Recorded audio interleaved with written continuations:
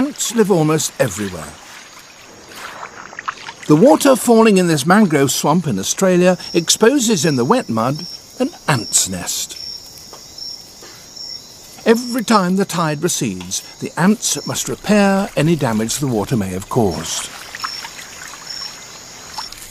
Collapsed entrances must be reopened and blocked tunnels cleared.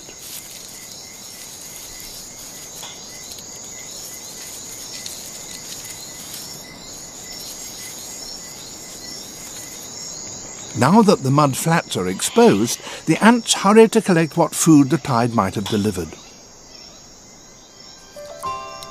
But there are still some stretches of water to be crossed.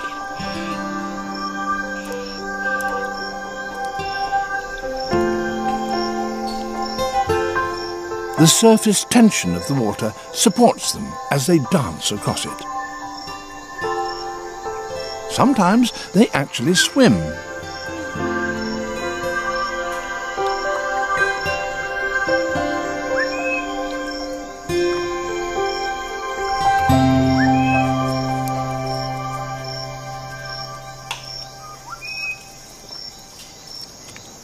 And there has indeed been a new delivery of food.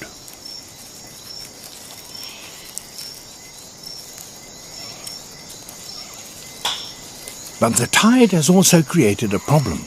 It has washed away the chemical trails that mark the frontiers of their territory, so there's now no clear boundary between them and ants belonging to a neighbouring colony. The interrogation of a stranger is complex and detailed. Who are you? Where do you come from? Answers are readily given and accepted.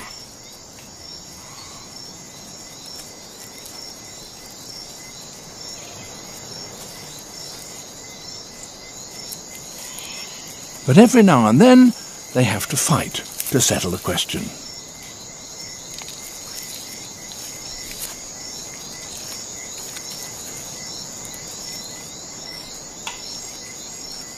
They may have sorted out their disagreement, but now there is a bigger threat to both of them. The tide is turning again. They must get back to the safety of their nests.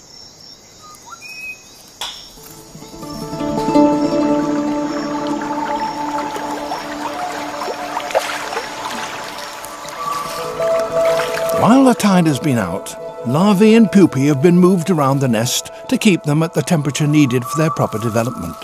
Now they must be moved again, for the nest is not watertight. Many of the tunnels and chambers are flooded with every tide. There's no time to waste.